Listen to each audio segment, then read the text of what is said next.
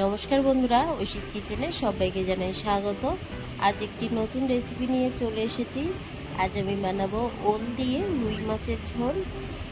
এই একটু ভাজা মশলা দিয়ে আপনারা যদি ওল রান্না করেন, দেখবেন যে কোনো মাছের ঝোল দারুণ হয়ে যায়। তাই আপনারা এইভাবে বাড়িতে ওল দিয়ে রুই মাছের ঝোল বানিয়ে খাবেন, দেখবেন আবারও বানাবেন। প্রথমেই দেখুন, গ্যাসে আমি একটা প্রেসার কুকার বসিয়ে দিয়েছি। এটার মধ্যে আমি ওল আর আলু কেটে ভালো করে ধুয়ে জল দিয়ে সিটি মারতে দিয়েছি। দুটো সিটি মেরে নিয়ে জল ঝরাতে দেব। এরপর আমি গ্যাসে কড়া বসিয়ে দিলাম। কড়ার মধ্যে প্রথমেই দিয়ে দেব গোটা ধনে।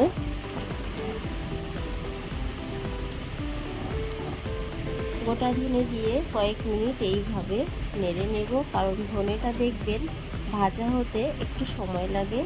তাই ধনেটাকে প্রথমে দেখুন অর্ধেকটা আমি ভেজে নিয়েছি। তারপর দিয়ে দেব গোলমরিচ, এরপর দিয়ে দেব গোটা জিরে। এই মশলাটাকে নেড়ে খুব সুন্দর করে ভেজে নেব। আপনারা ওল তো অনেকভাবে রান্না করেন, এইভাবে একবার রান্না করে খেয়ে দেখবেন। আশা করছি আপনাদের ভালো লাগবে। মশলাটাকে আমি শিলনোড়ায় গুঁড়ো করে নেব। এরপর ওই কড়ার মধ্যে আমি দিয়ে দিলাম সাদা তেল।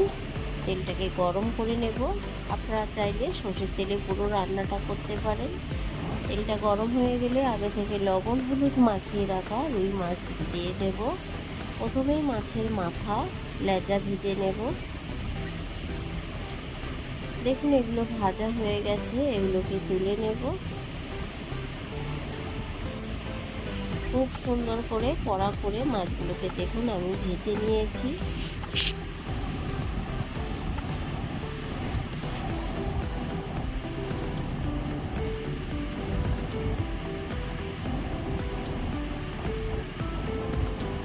তেলের মধ্যে বাকি মাছগুলো দিয়ে দেব। বাকি মাছগুলোকেও আমি উল্টে পাল্টে একইভাবে ভেজে নেব।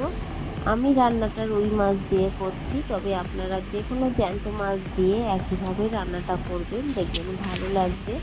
আপনারা চিংড়ি মাছ দিয়েও কিন্তু একইভাবে রান্নাটা করতে পারেন, সেটাও ভালো লাগে।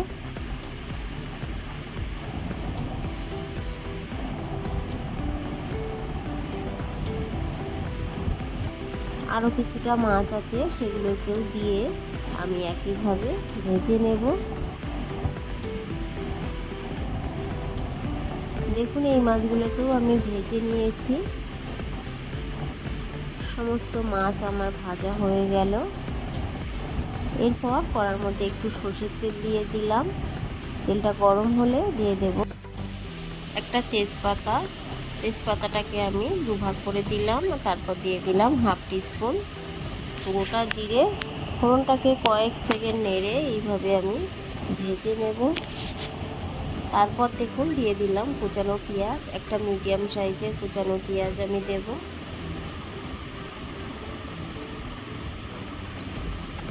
ভালো করে নেড়ে পেঁয়াজটাকে একটু ভাজা করে নেব।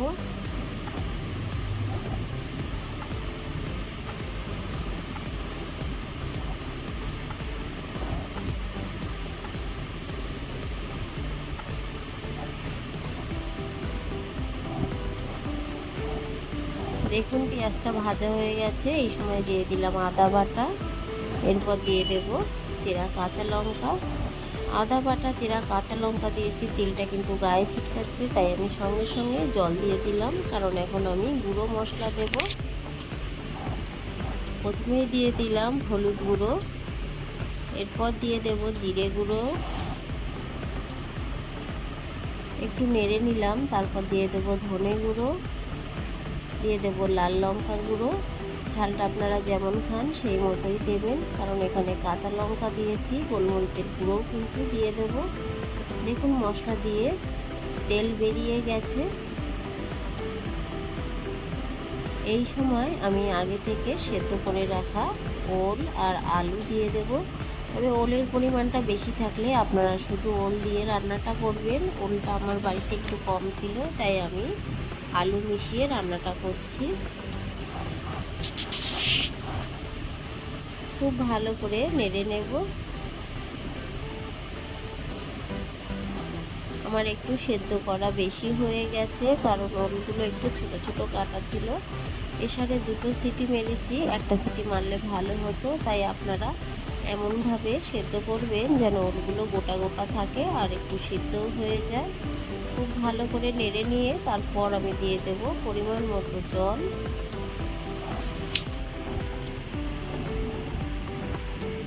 জল দিয়ে আমি ঢাকা চাপা দিয়ে ফুটতে দেব।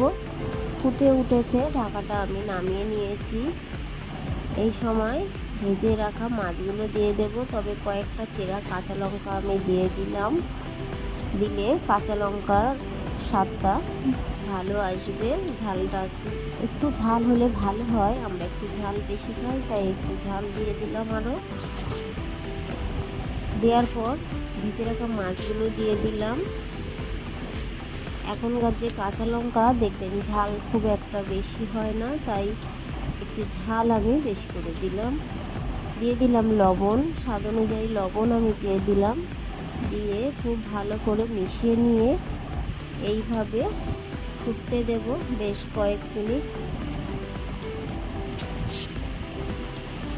ওল আলুটা সেদ্ধ হয়ে গেছে, তবে মাছের সঙ্গে ঝোলটাকে একটু ফুটিয়ে নিতে হবে, তাহলে তরকারির স্বাদটা ভালো হবে।